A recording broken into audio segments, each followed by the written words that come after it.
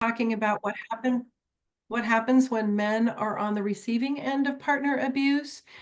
And we have also had a conversation with Carlos Arian from a national group that does work around partner violence, around supports that we can provide to fathers if they are using coercion.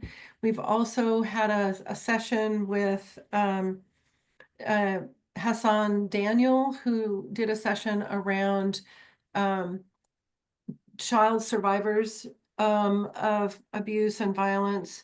And so this is one of a very spread out series of conversations about family violence and abuse. And we're really excited to have this opportunity to have this conversation today. And you can go to the next one. The council does its work based in the science of what we know about fatherhood. And it's, there you go.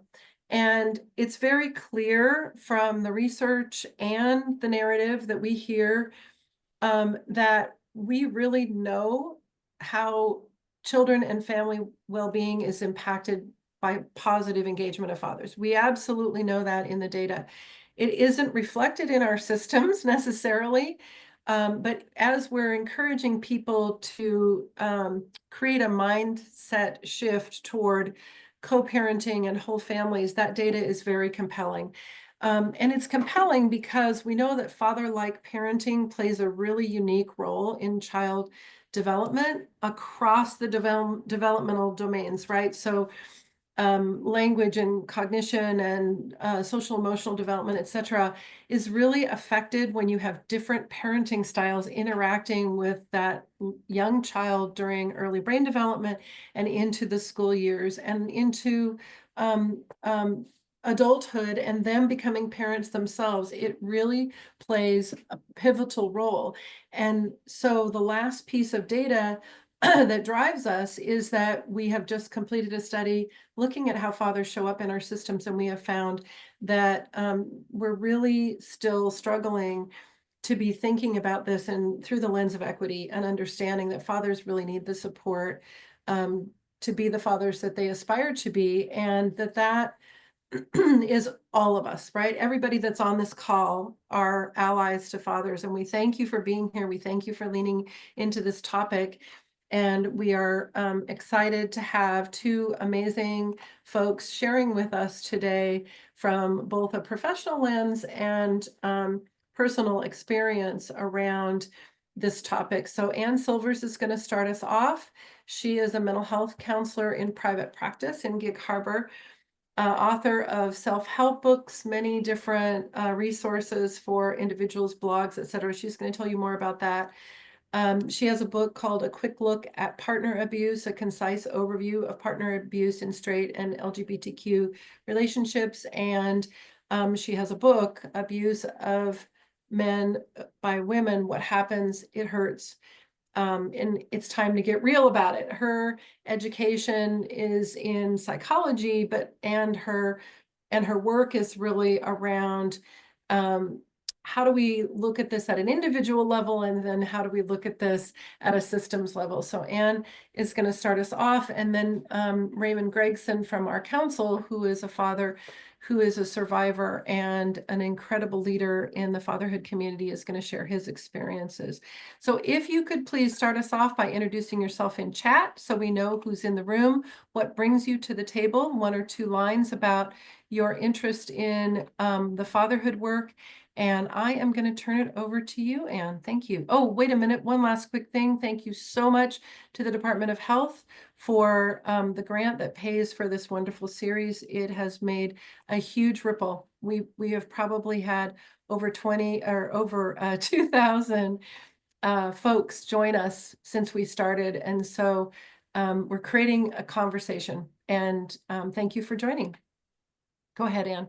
Okay. And thank you for having me, Ann and Dieter. Really appreciate your appreciation of this topic. Sorry, it's making me tear up. So who am I? So as Ann has mentioned, I've written several books about partner abuse, and in different gender configurations. And the main book, the big book, the 350-page book, is about abuse of men by women. And then some exciting news on the realm of publication is the Abuse of Men book has just come out in Japanese, because a Japanese publisher approached me and purchased the Japanese language rights. And another exciting development is that there is now in pre-order a Routledge handbook of men's victimization in intimate relationships. I've written the chapter on treating men who are experiencing IPV from a female partner. The Routledge handbook is very expensive. I get nothing for donating a chapter to it. I'm very excited, though, to have been included, and I'm very excited that there's that much interest in the topic that it has warranted a Routledge handbook. So because it's so expensive, and it's in pre-order now, so it's on sale. If you're connected to an institution, you might float the idea of them getting it. Otherwise, it's, find it in a library after the end of May. And I have as Anne mentioned, I have a blog, and so I have created a new blog post, and it's a culmination of all the other posts I've written on partner abuse, in particular abuse of men by women. You can find it. We'll put a link later in the chat, but you can also find it by going to my website, annsilvers.com. If you click on the blog at the top, this will populate now, because it's the last one, most recent one I did. And it includes all the links to over 20 blog posts I've created on the topic. And it will have the links to the references that I used today and supplemental materials. If you don't go there in the next little while and you're still on annsilvers.com looking for it, you can click on the little search icon at the top and put in stats and signs and stories, and that should make it populate. Or you can look at the side menu bar.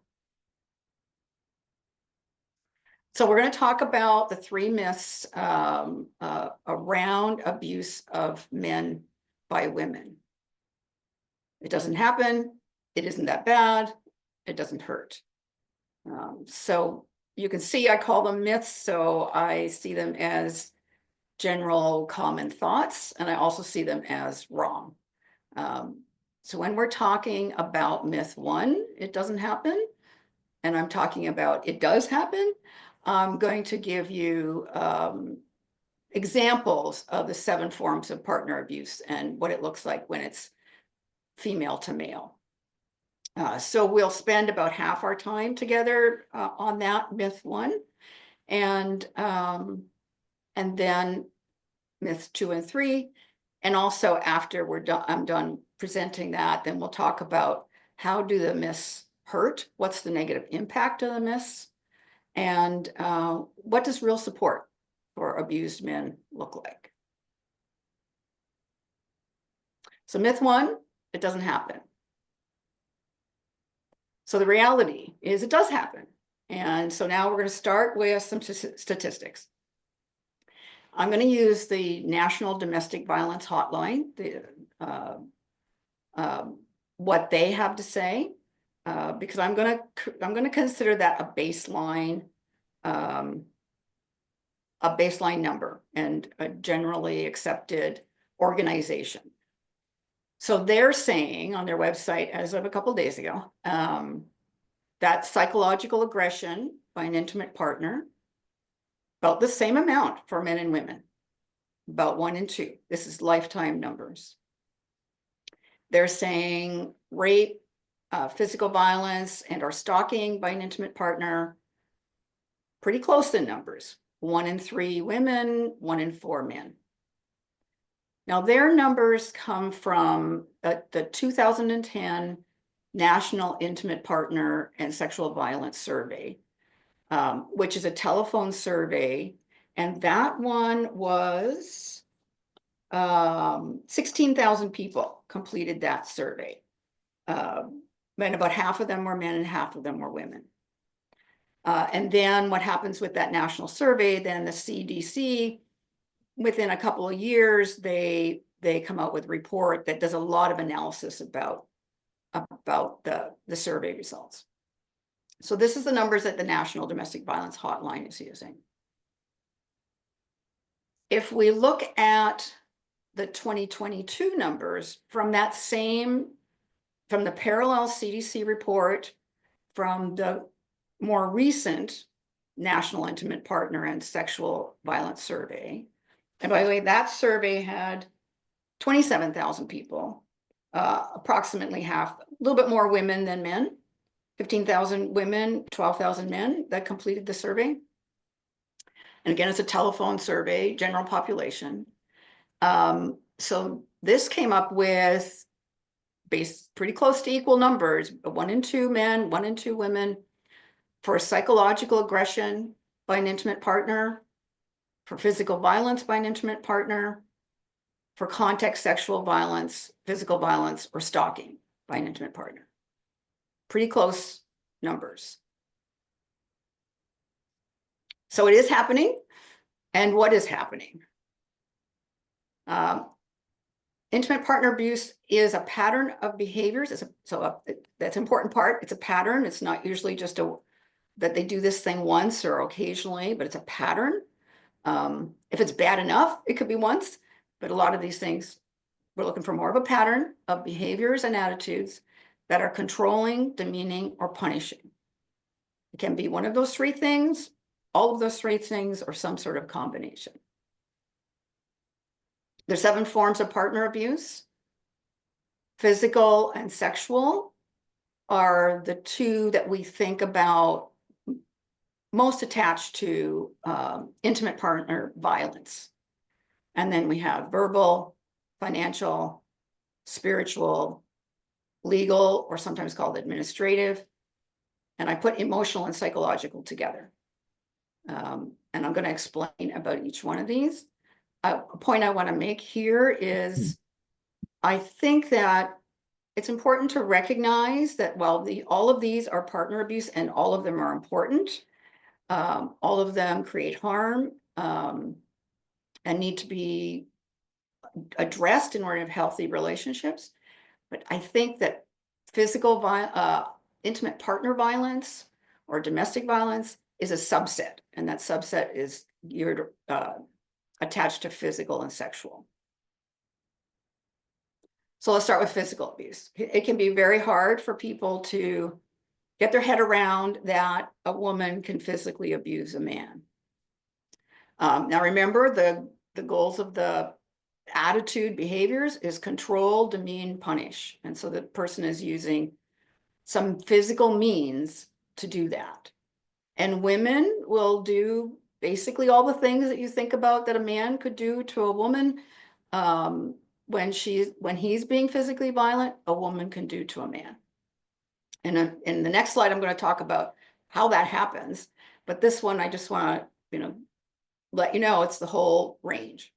Throwing and breaking things, scratching them, kicking, biting, pulling their hair, burning. The burning most typically happens with like cigarettes or an iron. I don't know how many people iron anymore, but still does happen sometimes. Shoving, blocking exits, interfering with sleeping or eating, poisoning. Poisoning can be often seen often is probably not the right word, but I have heard of a lot of poisoning cases with, in particular, antifreeze and Visine eye drops, putting it into their food. Hitting with open hands or fists, hitting with objects, forcing him out of the house, attacking or threatening to attack animals, attacking or threatening to attack family, and assaulting with knives, guns, or vehicles.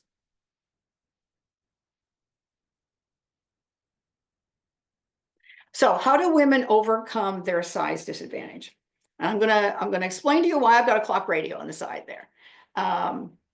So like I said, a lot of people will discount the possibility that a woman can physically harm a man because she tends to be smaller than her male partner. And sometimes that's the case. It's not always the case. But even if they are smaller and not as strong, there's still ways that they can overcome that disadvantage. And so these are some of the ways that they do that. One is surprise attacks. I talked to a man and his wife would jump him from behind and scratch at his face and pull his hair. And he couldn't get her off of him because she was on his back. That kind of surprise attack. The use of objects, either as direct weapons or projectiles. So this is where the clock radio comes in. So one of the men in my book, and who I know personally, his name is Eric. I can say his name because he is public about his experiences. Eric had gone to bed one night. He had been married for less than 2 years. His wife was out when he with friends when he went to bed. He woke up in the middle of the night by being hit by the clock radio right near his eye, and it caused him bleeding. It was hard enough it caused him bleeding. He was shocked awake, and it was dark, and he was didn't know what was going on, and got out of the bed on the other side and realized as his eyes acclimatized that it was his wife coming after him, and he sequestered himself in the bathroom, and she beat on the door. She ran at the door. He tried to figure out how to get out. He was eventually able to sort of time it where she was coming at the door, and he opened it up, and he ran out and got his car keys and fled. Yeah, I'll save maybe more of his story about what happened next for later. Another example of using objects would be or weapons, so knives and guns. And one man was his wife would regularly hit him, or often hit him, and go into a rage. And one day he was standing in the kitchen when this was happening, and he noticed the knives on the counter and thought to himself, well, what would happen if she went into the rage and I was sleeping and she could grab the knife and attack me? This brings into account the next one, which is striking when their prey is in a vulnerable position and using a weapon. And so he then was concerned and on alert. And this is part of what we know happens in domestic violence, is it creates a hypervigilance in the other person, a great deal of stress that undermines health, well-being, etc. Striking when their prey is in a vulnerable position. Driving, I've been worked with people who the wife grabbed the steering wheel while he was driving and attempted to drive them off the road while there was children in the back seat. I know of other cases where a woman physically hit her husband or boyfriend when he was driving. Attacking when they're asleep, that's what happened to Eric with the clock radio. When they're drunk, so again, anything that makes them in a vulnerable, less able to stand up for themselves position, or has his back turned. Counting on their partner to not strike back is a really important piece. So we do a great job of teaching boys not to hit girls. We don't do a good job of teaching girls not to hit boys. So I know of many men who have been beaten repeatedly by their wives or girlfriends, and they have not fought back because they won't hit a woman. So one example is a man who has written a blog post for my blog because he reached out to me and really wanted to tell his story. So he's an older man and had been with his wife for many, many years. I think somewhere near 20 years of being beaten and abused by her, kicked. One time he attempted to hide under the bunk beds of their children, and then, recounted that, that was foolish of him because he couldn't get under there. And he would put his hands in his back pockets when she was beating on him so that he would control his impulse to strike back.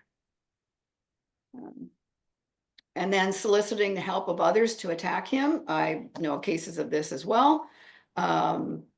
One where a man, he was a large man, and this is another thing I want to mention, that a lot of times people think, well, maybe it's only smaller men. No, it's large men too. And his wife was on her second marriage with him, and so she engaged the teenage sons from her first marriage to physically attack him when she did as well. And she would do things like she would park behind his car so he could not escape. And then I know of other cases of murder where they have utilized the help of family or attempted to hire a hitman. There was a woman in Gig Harbor, a nurse, who attempted to hire a hitman to kill her ex-husband, and lucky for him, it turned out to be a undercover officer. But she attempted to pay for this with her engagement ring. So sexual abuse is another one where we tend to think, well, that can't happen, female to male, but it's where sex is being used to control, demean, or punish. So one of the ways is forcing or pressuring him into sexual activities.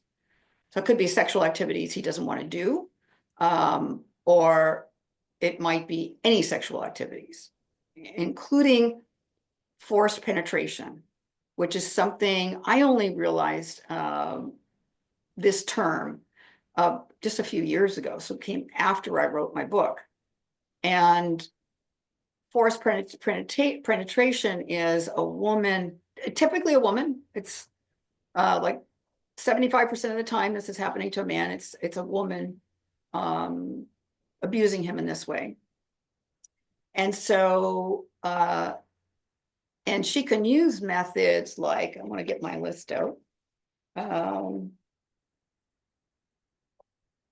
Okay, there was a research project in 2017, and it was British, and it looked at 148 cases. And they came up with the most frequent strategy employed by female perpetrators who did forced penetration was the use of blackmail and threats.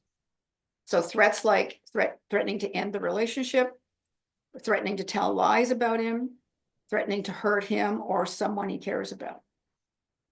Other methods are continual verbal pressure, getting angry when he said he didn't want to, holding him down with her body weight, or other methods of physical restraint, or forcing penetration when he was asleep or intoxicated or unable to give consent.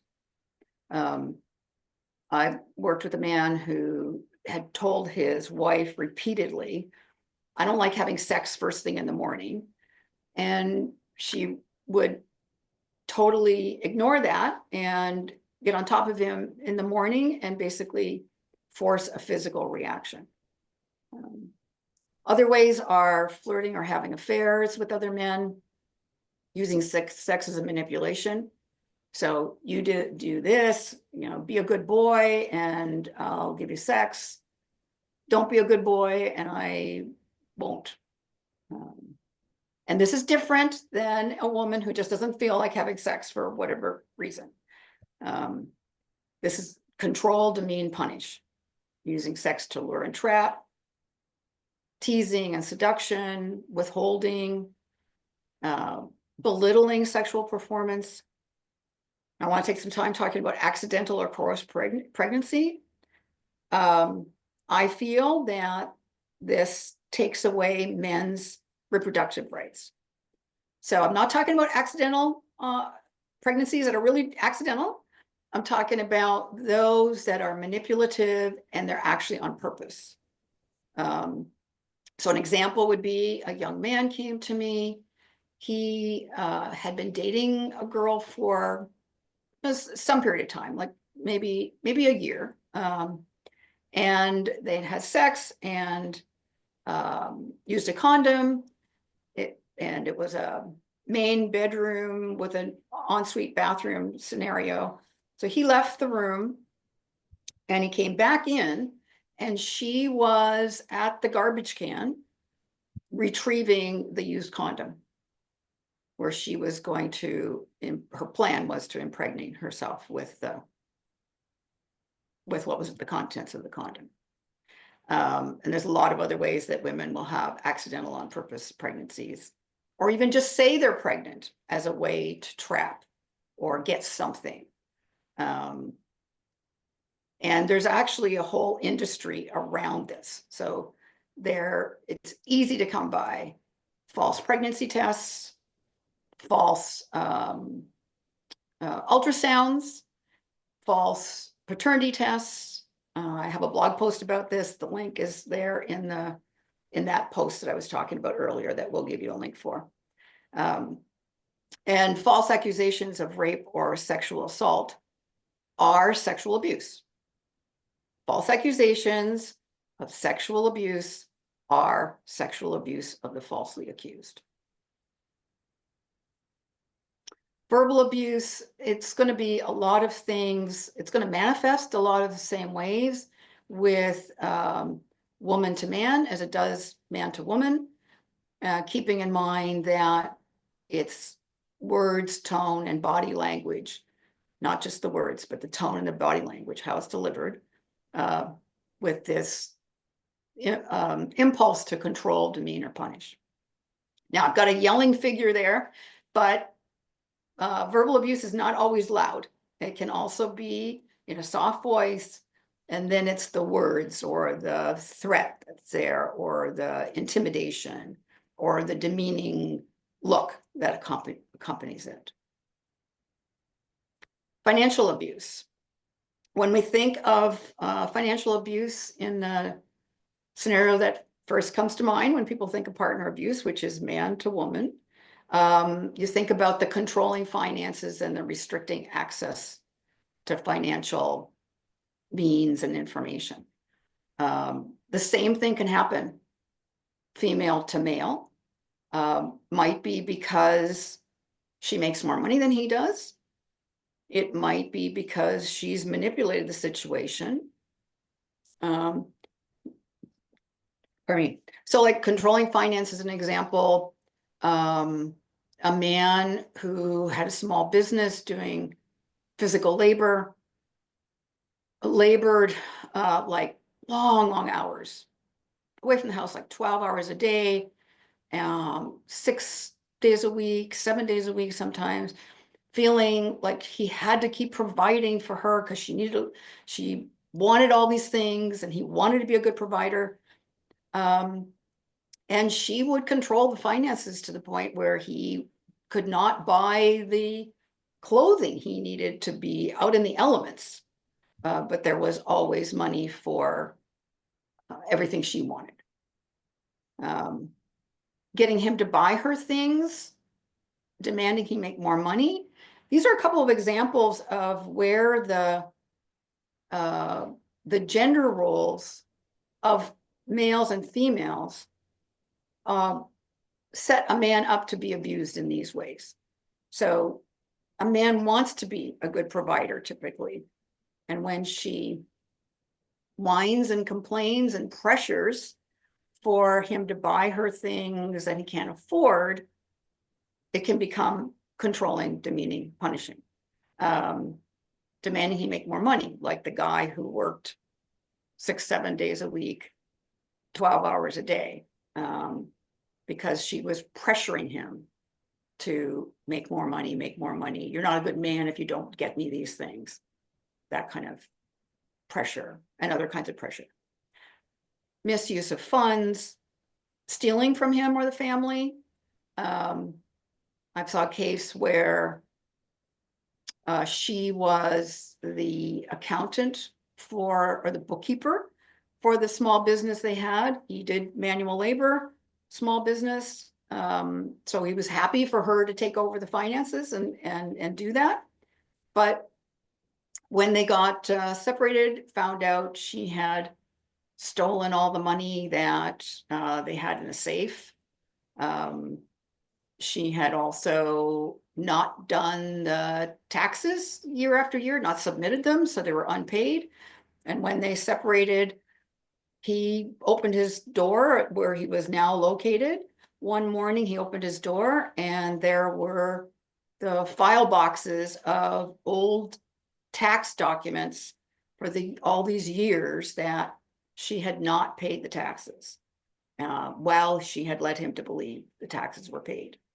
And he got stuck with having to pay all that back tax out of his portion of the assets during divorce process. Ruining his credit, keeping the family financially burdened. This is one of the ways that can keep a man stuck in an abusive relationship, is if he can't see that he can afford to pay for himself, the family, everything that would have to be paid for if he were to divorce. Refusing to contribute financially to the family, limiting his ability to work, destroying his property. So I want to talk a minute about destroying his property. This is far too glibly talked about. It's far too common of a scenario for women to throw men's things out of the house, to destroy his things, and it be seen as okay. One woman, I worked with this couple where one woman got angry, imagined he was having an affair, and he was out of town, and when he came home, she had cut up all of his clothing, including his expensive suits. And in her mind, that was totally okay for her to do. Spiritual abuse. So we have the controlling, demeaning, and punishing showing up in what I've labeled distortion, extortion, or extraction. And spiritual abuse, by the way, is very, very painful because it cuts you to the core. It cuts you to your soul. And it cuts you off from your support system. So some of the ways that this shows up is the abusive person can distort spiritual or religious beliefs and practices so that they can be used to control, demean, or punish. So for example, saying, you would do this, God wants you to do this, or when it's something unreasonable, or you need to be okay with being with me because that's our spiritual beliefs. You don't get to divorce, or those sorts of things. Using spiritual beliefs in communities or leaders to extort compliance through threats. Using the community or the leaders to extract punishment for attempting to leave. So let's start with that part. So common common's maybe too strong a word, but it happens that an abusive woman will go to the leaders and weave a false story about how bad the guy is and engage the community with shunning or looking down on, or like let's say it was a minister would then have a talk with the man where he is totally on the side of the woman because his view has been colored by the false narratives. And then also the potential of extracting the abused partner from their religious community. And this can be by weaving the story. And so now people are shunning him. It can be by saying, well, it's either you or me. One of us has to not be here anymore, and it gets to be me, kind of thing. Legal and administrative abuse. This is using the justice system as an extended arm of the abuser, another way to abuse. So it's typically around false information, false accusations to manipulate the legal system with the purpose of getting an advantage by playing the victim. The advantage could be within the court system. The advantage could be resources that are available for victims. It could be they get to have that as their narrative and get sympathy from people around them. They could use it to get an unwarranted restraining or protection order. I know lots of these stories. And it's very, very painful. Protection orders are not, I mean, they're sort of treated as if they're nothing in terms of as if they have no negative impact on the man who's falsely accused, but they have a tremendous impact on a man who's falsely accused. Deprive him of access to his children, exaggerate her need for child support, secure undeserved spousal support, and just create general havoc in his life. These are when it's being used to manipulate, control, demean, punish. And emotional psychological abuse, again, this is many times it's going to look similar to what we think about when we think about male to female abuse. And so like manipulation, harassment, stalking, all of that. It also can be isolating from friends and family. So getting rid of that support system so they're stuck.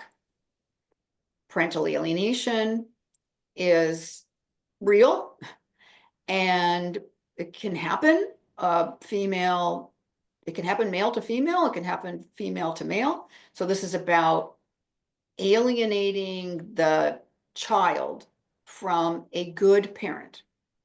This is not about going through the system and protecting children because they truly are in danger.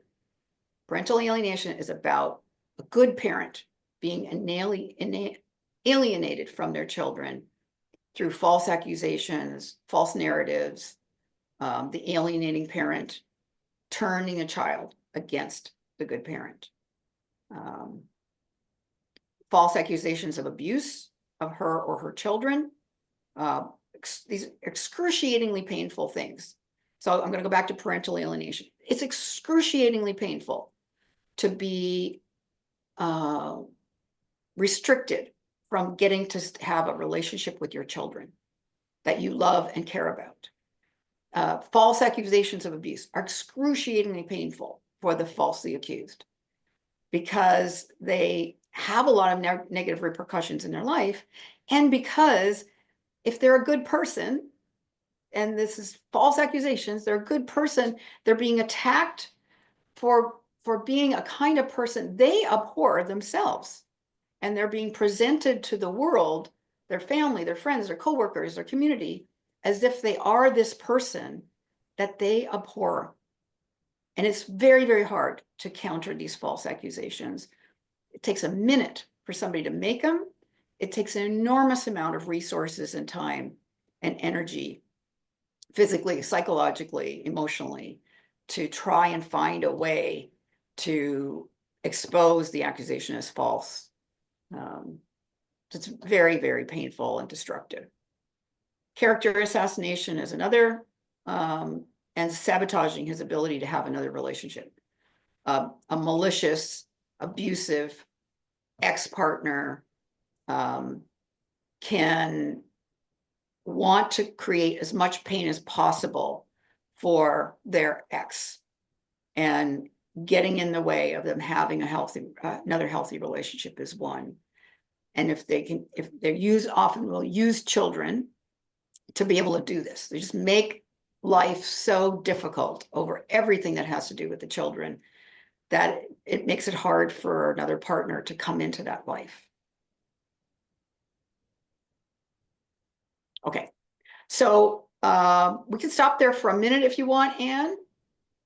If you have Yeah, questions. I think it's just important at this point, Anne, to just do a big deep breath here. There's clearly lots of folks in this audience who have had these experiences or have worked with folks who've had these experiences. And I just want to recognize that and say, thank you for sitting with that. I know these are hard things to bring up because they're triggering if you've experienced this in your life or people that you loved or people that you work with. So I just want to take that pause and then remember that this is really an opportunity for us to lean into what we know about the real narrative. And there are so many opportunities for this narrative to drive change. And that is not the focus of today. So I don't want you to feel disappointed that we're not going to talk about, what are all the policy changes or what are the practical therapeutic opportunities, et cetera. We'll touch a little bit of that at the end, but this is a chance for us as a collective of allies to be thinking about what is my role in this? How can I influence change around this in a way that you're grounded with reality, and that's incredibly powerful. Don't ever for a minute think that it isn't. You are all leaders, regardless of where you sit in this conversation. And I'm looking at the introductions and thanking and appreciating the folks who come to this table from an advocacy role like CASAs and guardian ad litems, because we hear lots of stories where folks have had you have a lot of power, I'll put it that way. And so hearing this and understanding this in the context of Anne's comments is super important. So just wanted to give people a chance to take a breath and appreciate all the personal stories that are coming out in the chat. Yeah, and I'm glad you mentioned that, because I meant to say that up front, that this could be triggering. And so a piece of that is, if you have to step out of the live, that this video will be up on the website by the end of today or within the next few days, and you can and you'll be emailed the link, right, Anne? Yeah, I was going to say that a little bit later, but Yeah, absolutely, we've gotten yeah. questions about that. So if you're madly trying to take notes, you don't need to do that. Dieter will put the link up toward the end.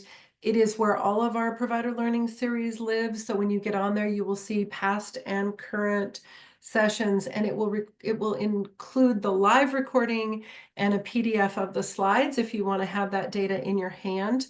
And we also have a number of Anne's books to give out. So please stick around till the end for that opportunity if people are interested in learning more. Anne has graciously included that in her sharing today. So we'll give you a chance to enter into a drawing for that. But I just want to recognize that this is a difficult topic, and we are so honored that you're here to lean into this with an open mind and be a messenger in a way that helps with those systems changes that we all want to see. So that's it. No specific questions. Okay. Although, Kyle, hold on one sec. Well, can I think we better move on, Ann. Yeah, I can get you this one at the end if you haven't, if we don't get to it. I can send it Okay. to you afterwards. Okay. So myth number 2 is that it isn't that bad. So the National Domestic Violence Hotline, again, their numbers, and these are lifetime numbers for severe physical violence. Earlier, it was physical violence. Now it's severe physical violence we're looking at. And their numbers are 1 in 4 women, 1 in 7 men. So their numbers are less men than women, but still a lot of men. 1 in 7 men is still a lot of men. And again, this is from the 2010 National Intimate CDC report from that survey. So what do they include in severe physical violence by an intimate partner in the National Intimate Partner and Sexual Violence Survey? So these are they actually ask each of these as an individual question. And then they calculate from those results to get the numbers that we just showed. So hit with a fist or something hard, kicked, hurt by pulling hair, slammed against something, partner tried to choke or suffocate them, beaten, burned, partner used a knife or a gun. So this is the criteria for it to be called severe physical violence. And this is the same criteria for that study that the domestic violence hotline used, and the one for the 2020, the more recent CDC report on that similar survey. So what are their numbers now? Their numbers now are lifetime severe physical violence. I can't see it. The pictures are covering it up, but it's, wait a minute, let me see it. I got it. Okay. 1 in 3 women and 1 in 4 men. So very close. The gap is closed. And for 12 months, it's 1 in 33 for each men and women. And look at how close those percentage marks are. So very similar mark for all of that criteria for severe physical violence, whether it's a man on the receiving end or a woman on the receiving end. And interestingly, there's a lot of talk about coercive control. So that same report, that 2022 CDC report, similar numbers of men and women are on the receiving end of coercive control. These are lifetime numbers. Myth number 3, that it doesn't hurt. So first of all, I'm going to address how strong this myth is and how it shows up. So there was in 2014, the Mankind Initiative did hired these 2 actors. So that man and the woman you see on the screen are actors. And they ran 2 scenarios. And this is in public park in area in London. And the first scenario was male to female. And my blog post has a link to this video, but I'm going to show you stills out of the video. So you can see the guy is physically going after the woman. And this is after they had been, he was berating her in a very loud voice so that people around could hear. And then he starts to push her around and shove her. And people intervene pretty quickly. A man intervenes, several women intervene, and then they switch it up. And later, like not with the same audience around, but they run another scenario where they flip the genders. And then we see what happens. It's not the same response. So this one goes on, it's quite a lengthy, she starts off by berating him, yelling, And then she moves into grabbing him very forcefully, shoving him, throwing him into the fence. He makes various attempts to get away from her, and she pulls him back. And you see all these people sitting around watching. No one intervenes. They're just going about, they're trying to pretend like nothing is happening. And not only does no one intervene, but people are laughing about it. So that's a general public, what they think. Now we look at the Duluth model, which is like the mothership for domestic violence programs. And on their website, and each time I'm talking about this, I go back and I check, and I checked in the last couple of days. This is on their website now, that women's violence against men has a trivial effect on men. They consider it trivial. This research project of psychologists. So there were 2 surveys done by this one research project.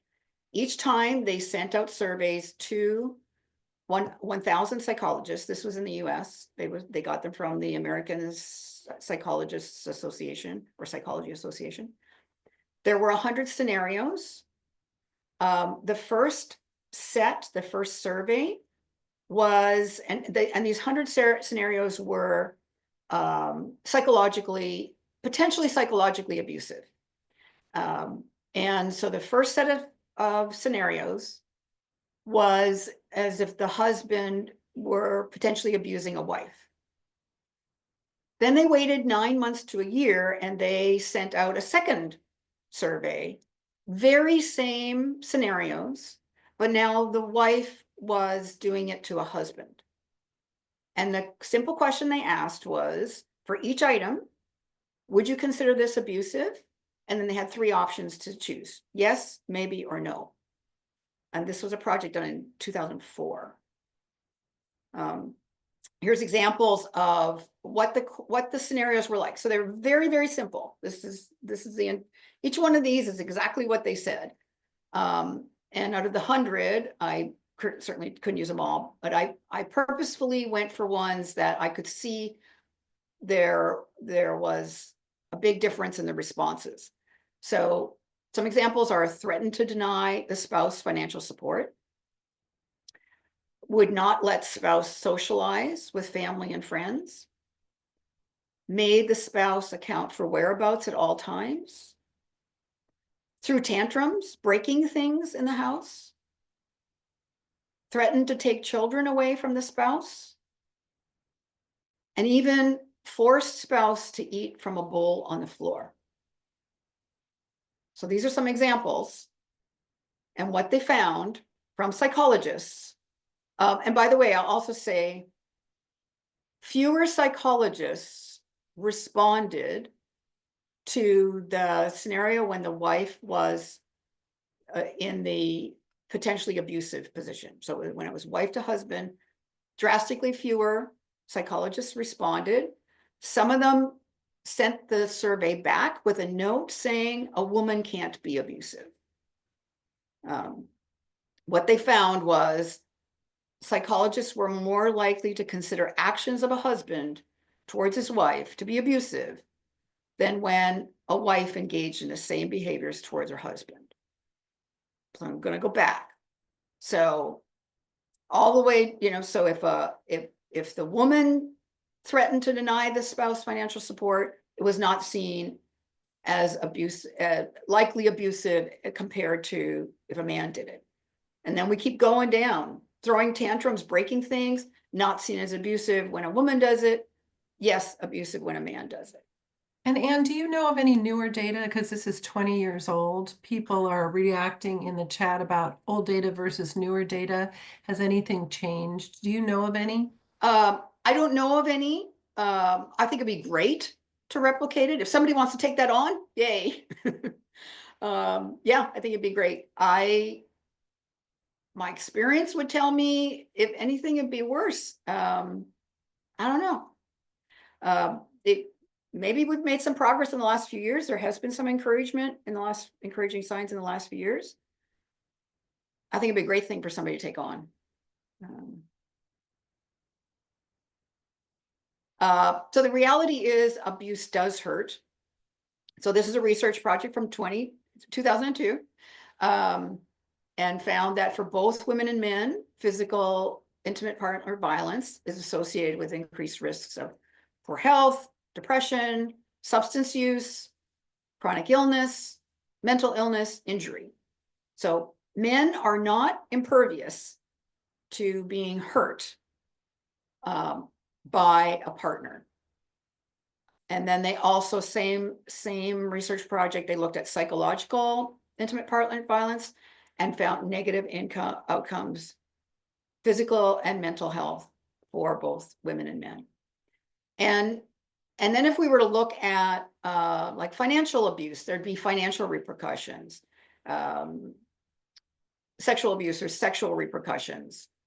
Administrative abuse, there's legal repercussions, etc.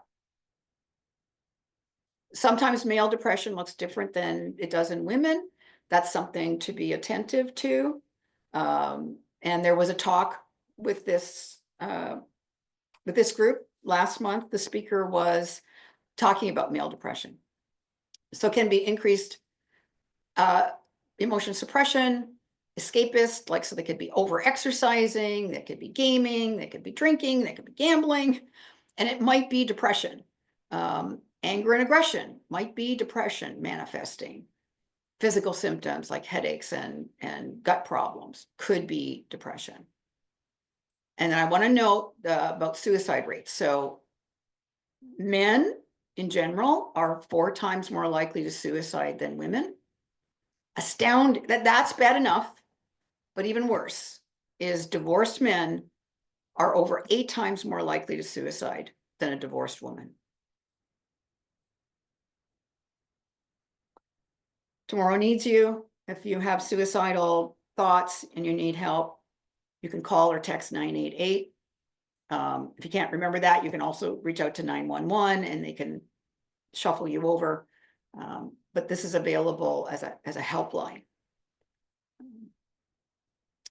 Negative consequences of the myths.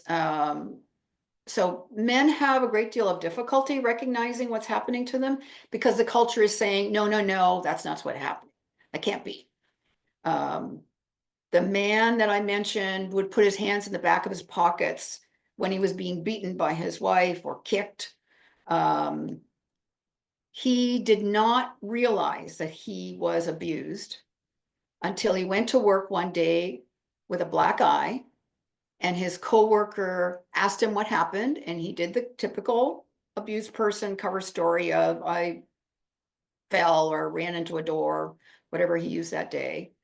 And the man said to him, "Your wife did that, didn't she?" And he said, "Yes." And he was still minimizing it. And the man said to him, the coworker said, you are an abused man."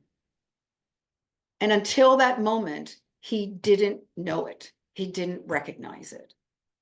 And that was an awakening for him that got him thinking more about his situation and the impact it was having on his family and what he might do.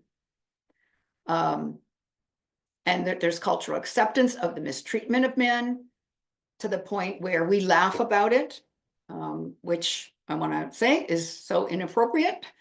It's in our TV shows, it's in our movies, it's in our rom-coms.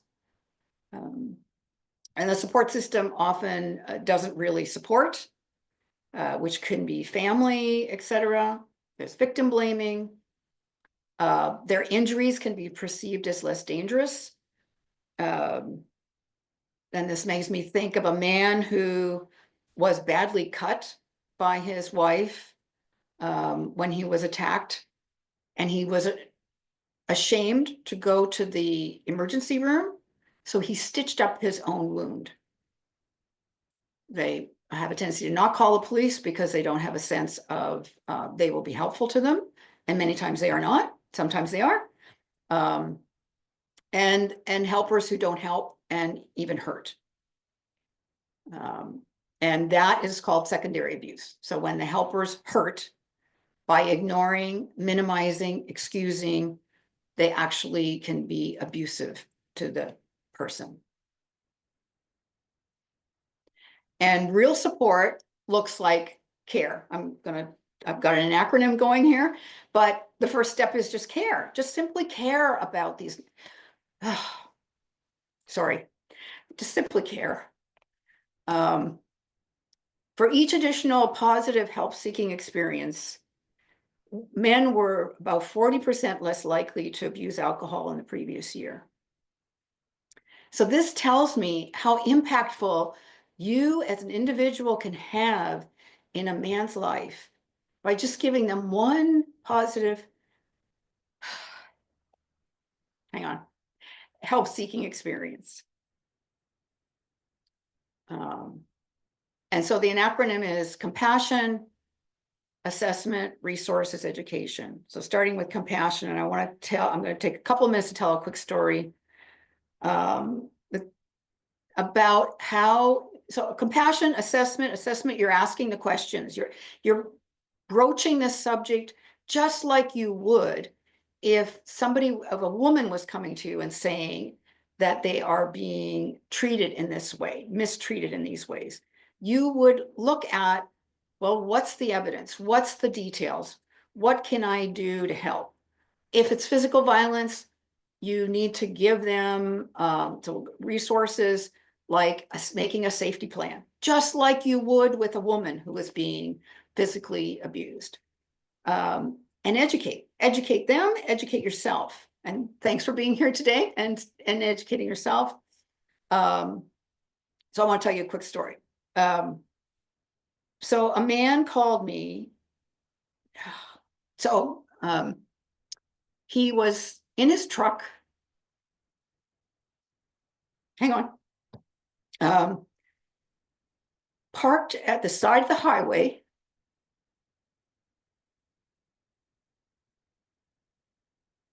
Wanting to walk in front of traffic.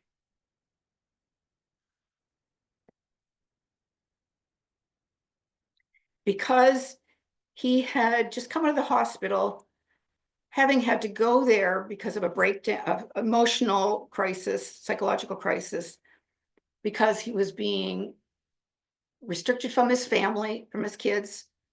He was being abused. Nobody was believing him. And he was feeling helpless, not knowing what to do.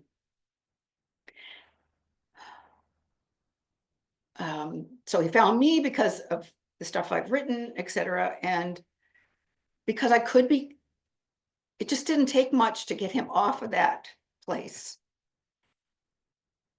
It just took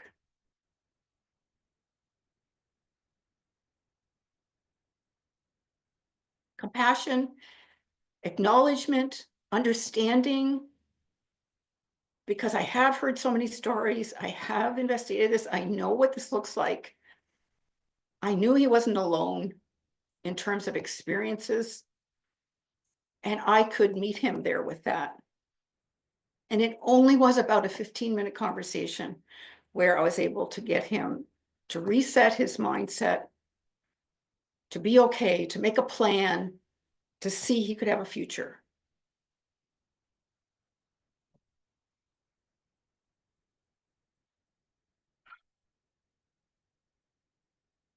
And it's so important that more people be able to play that role.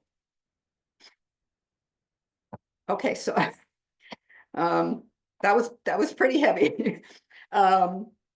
Okay, so I've got the resources for you to educate yourself, and to feel, if you're a man who's being abused, the resources to be able to understand you're not alone, that lots of guys are going through this.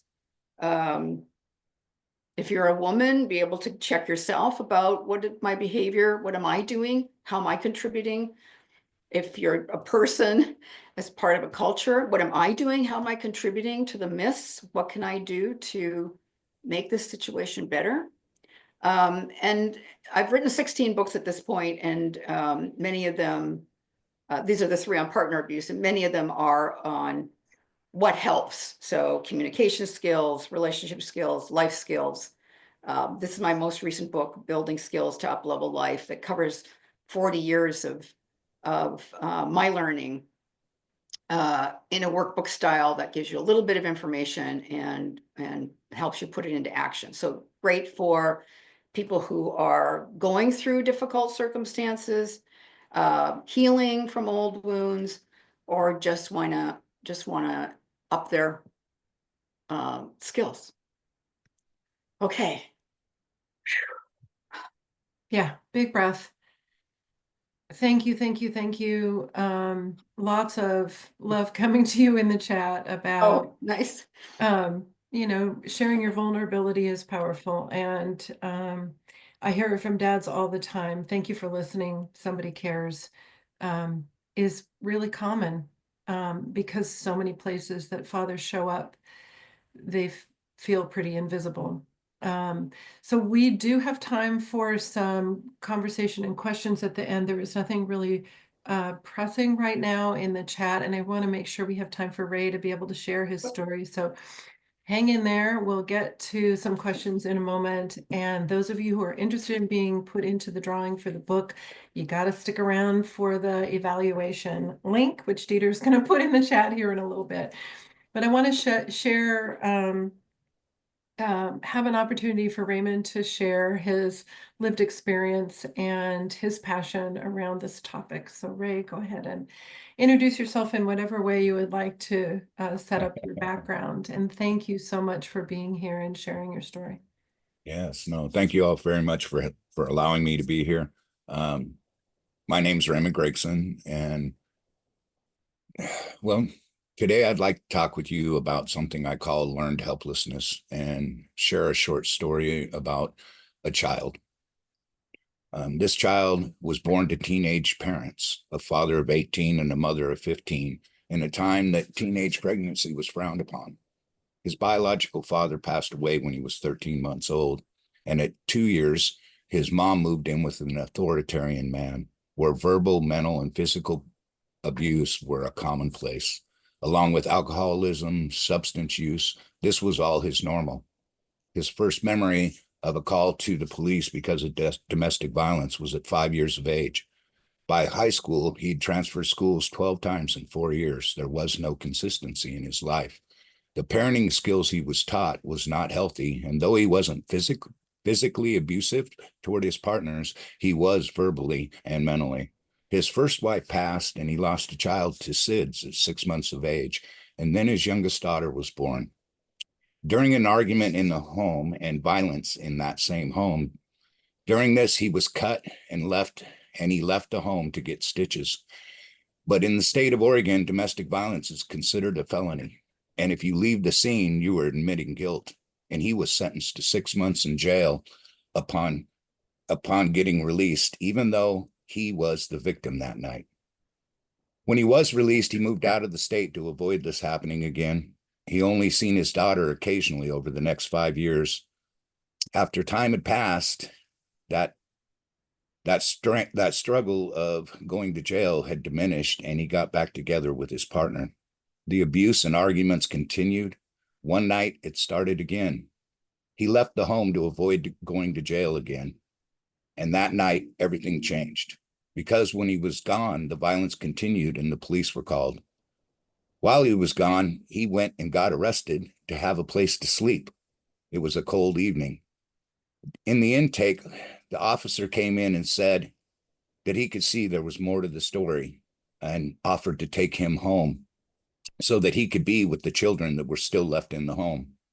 On Monday at court, a caring judge that looked beyond a police report had a conversation, and I was offered and received education, resources, mentorship, and a caseworker. You see, this story is about me, but mine is a story of success. When we don't look deeper, the ones that lose are our children. We can change trauma into triumph. I agreed to work with that caseworker, and I started doing classes, and one class led to another and then another. I became proactive and transparent in my needs and my situation. I was present and engaged in all I did from that point.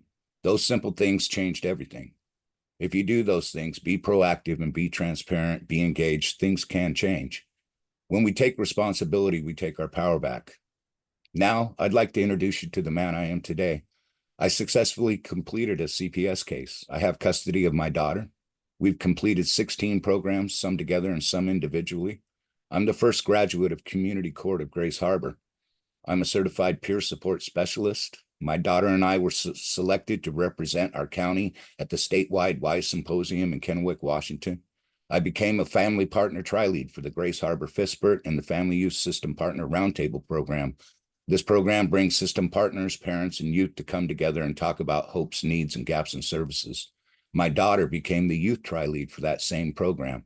She was the youngest tri-lead in the state of Washington at that time. Now I'm the regional convener coordinator for the 5-county region for that same Family Youth System Partner Roundtable program, and I attend state meetings. I'm part of the Fatherhood Council, and that has allowed me to be here and talk with you today. I'm a basic mediator for the Dispute Resolution Center through Resolution Washington. I'm on the SUD Certification Advisory Committee for the Department of Health in the state of Washington. I'm a certified trainer for the state of Washington Certified Peer Support Specialist and Crisis and Communication and Peer Support trainings and programs. I've opened a business called Growing Your Mindset, and I facilitate a class called Unlocking Your Potential. This class helps participants find and build self-esteem, set goals, and achieve them. It helps with what it means to build an ad campaign for yourself and be a good communicator. I teach a total of 8 different classes now. My daughter and I are one of 2 families featured on Dependency 101 videos for the Family Education and Support Services. But out of all the things that I've done on this journey, the ones I'm most proud of is the relationship I now have with my daughter. Setting a good example and the ability to be proud of myself again. Showing her what a healthy life and relationship looks like. Watching her find her voice. She speaks out against bullying and in support of the LGBTQ community. She brings awareness to the needs of youth in our community and volunteers at public support events. I'm so very proud of her. A few things I'd like to add is I was 50 years old when this started. My life has completely changed for the better. The tools I've gained from this, I'm able to share with my family and others.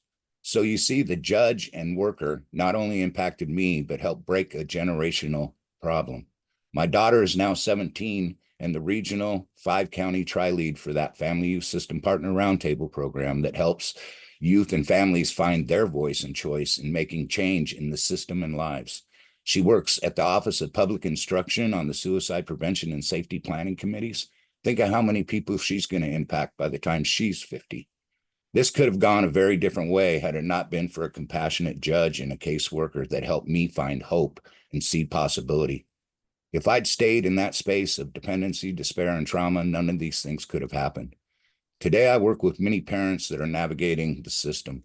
The main thing I hear is they don't know what to expect, that they feel unheard, that there is no communication, and the lack of support, education, and resources. And the ability to even find an advocate or knowing where to look or for an advocate or a resource.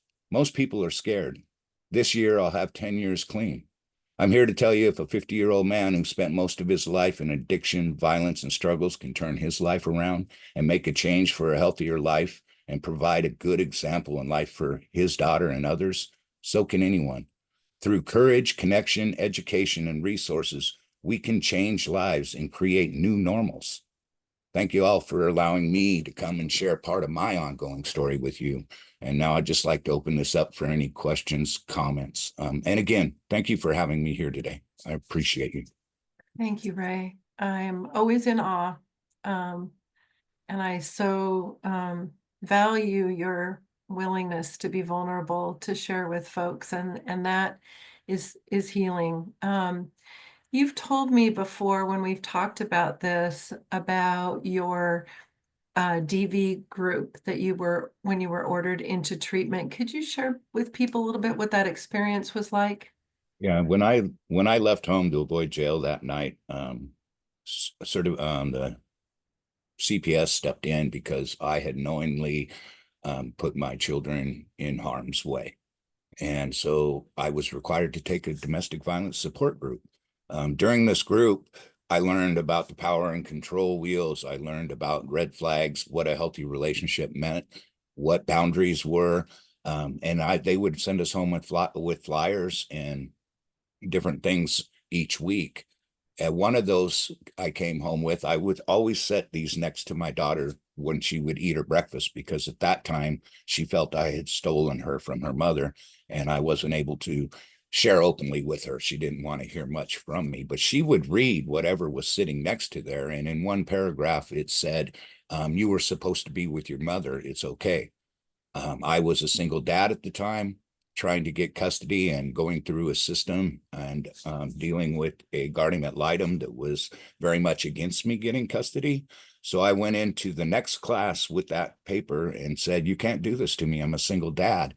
And so we sat down and rewrote that curriculum to be gender neutral, and so that other fathers or same-sex relationships coming through that would not have to experience what I went through at that time. And that was when I first realized that I could be an advocate for others. Yeah, so it wasn't a group of male survivors, right? No, it was very Talk about the intimidating dynamics of the group. when I walked into a room full of domestic violence survivors that were all female. They all turned around to look at this 6'1" male walking in, and here's what they said was, "What are you doing here?" And all I could think of to say is, "Well, I didn't hit her back." I didn't know, but most of the parenting classes and opportunities that I received after this happened were the majority was females. There were very few males that engaged in any of these spaces. It is scary when you're the only male in a room full of women with a curriculum that is directed toward the man being the perpetrator. And so it was a very difficult time for me to navigate. But having that courage to be there, the information was amazing. I've learned so much in communication, what it means to co-parent. That my ex and I are now friends, and we talk on the phone, and we go to things together, and we're very respectful. So Yeah. yeah. I mean, I'm a woman, and walking into a group of women for me is intimidating. We can be tough. Um, so talk a little bit more about the players in the court system. Did you feel like that they were hearing your story and who you were at that point when you met your guardian ad litem, for example? How did that play? the Because of my past and my decisions, my parenting wasn't that great. I obviously had struggled with homelessness and addiction and many different issues, PTSD and a bunch of trauma. Um, but the judge was very supportive, and they were opening up that community court program. And so I was asked if I wouldn't mind being that first participant, and that changed everything. The guardian ad litem did not see things in the same lens that the judge did. And because of my record in my past, she said there was no way I was going to get custody of my daughter.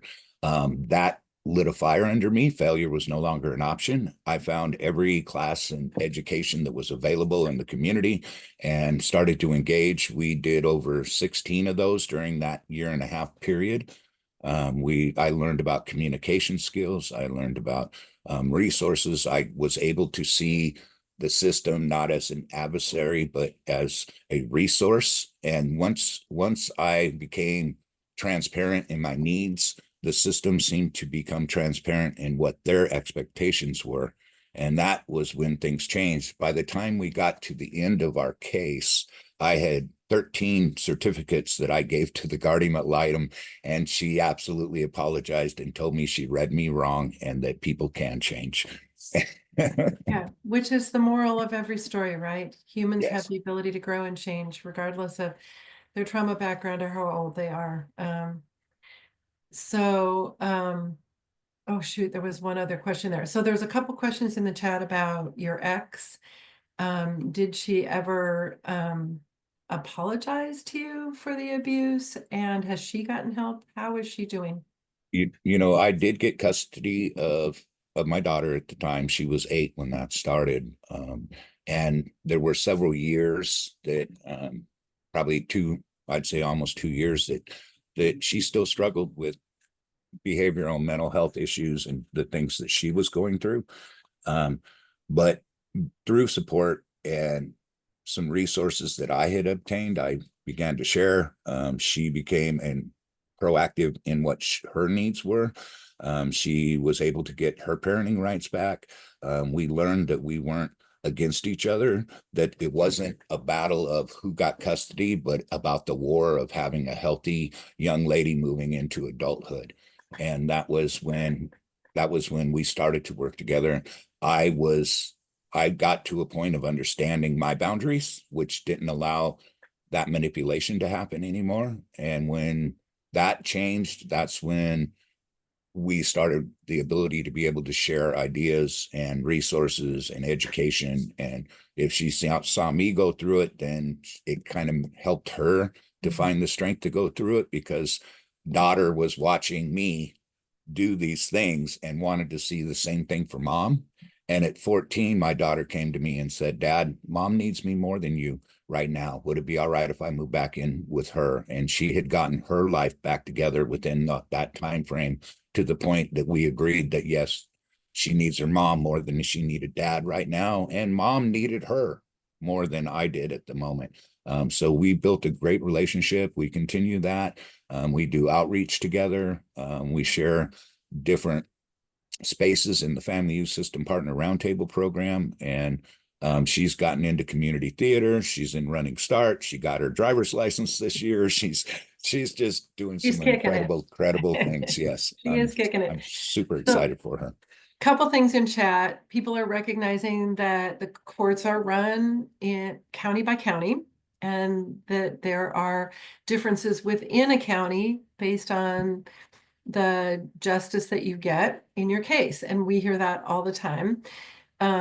So when people say, well, this county just doesn't care, there are people that sit on the bench that are all on this continuum, right? And so for years, I'm telling you, many years, at least 7, I've been trying to have a conversation with justices, and we are going to get to do that.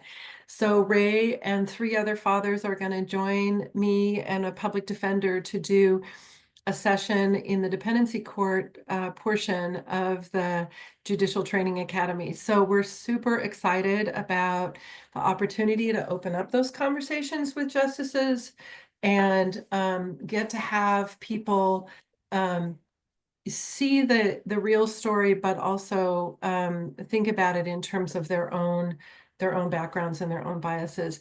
There have been a couple comments in the chat about mutual abuse. Do either of you have any comments on that? Anne, would you be willing to chat about that? And then we're going to make sure people know how to get access to the book drawing. Yeah.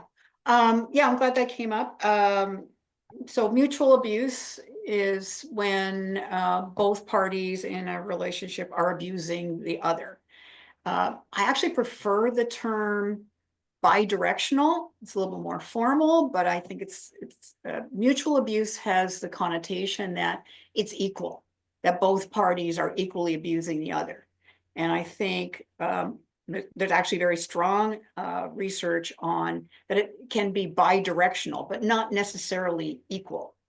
And it can be equal occasionally. Like I had a couple where I was working with them and I'm trying to figure out, one week I'd feel like he was abusing her, and then the next week I'd feel like she was abusing him, and then I figured out, oh, it's equal. They're both doing it. More often I think it's weighted more heavily in one direction or the other. And the challenge with bidirectional abuse is you're figuring out who's responding to what the other one is doing.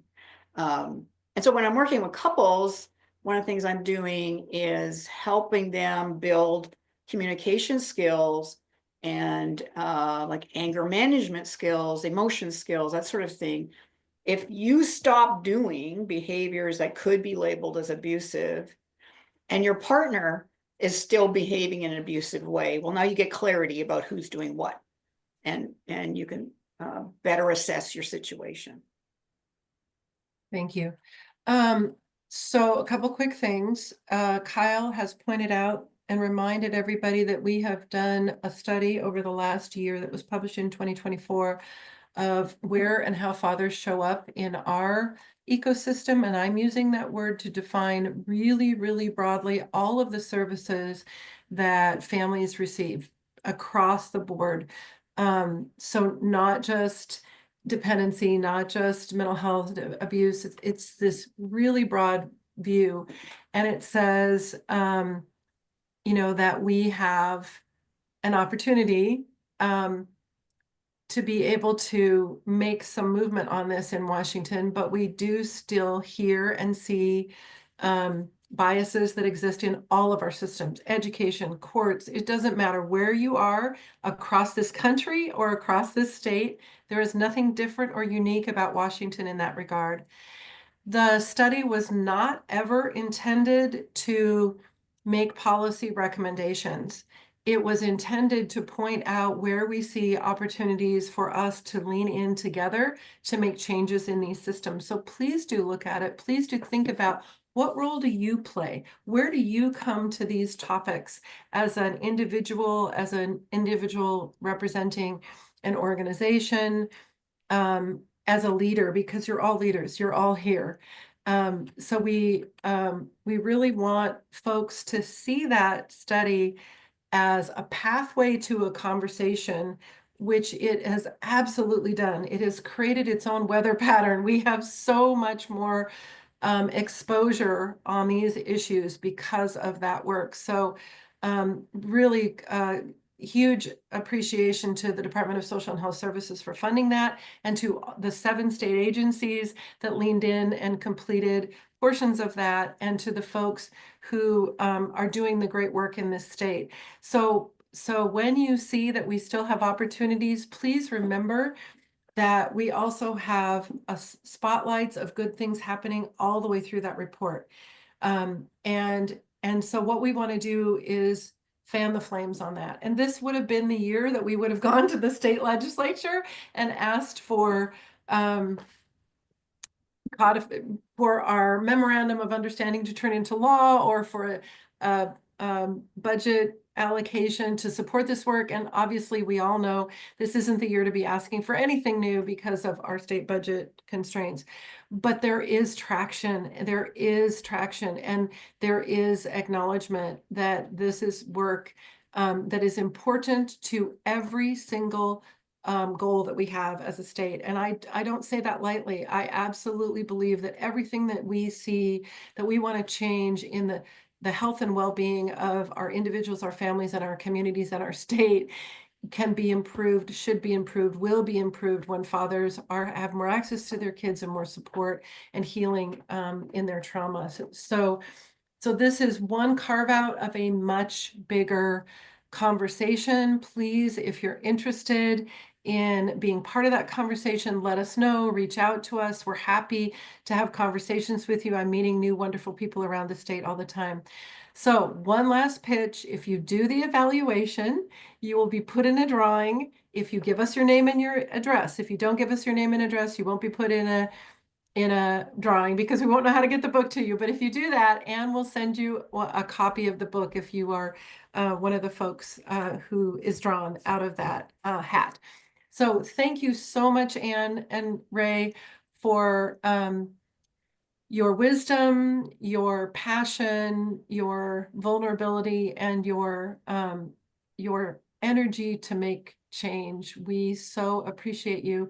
Thanks everybody for being dad allies and for joining us. And I feel like, we need to now go out and take a walk around the block in the sun and get regrounded a little bit for the rest of the day.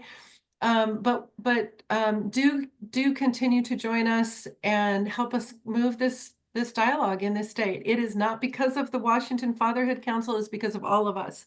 And if you're looking to this one group of people to make all this change, you're going to be disappointed, because change happens because we get critical mass. So put your energy toward the wheel and help move it. And please do take care of yourself. If this is been as hard for you as it's been for me, I know I'm going to step out and do some deep breathing and get myself regrounded for the rest of the day. But thank you, thank you, thank you. And our website, you will see the recording and a PDF, a link to Anne's website and her blog will all be there by end of today or tomorrow, so that you can share it with others, so that you can remind yourself, and so that you can have this data.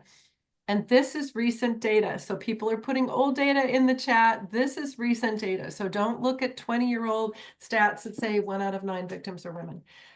This is the real current story. Thank you, everybody. Thank you. See you next time. And Anne and Ray, if you're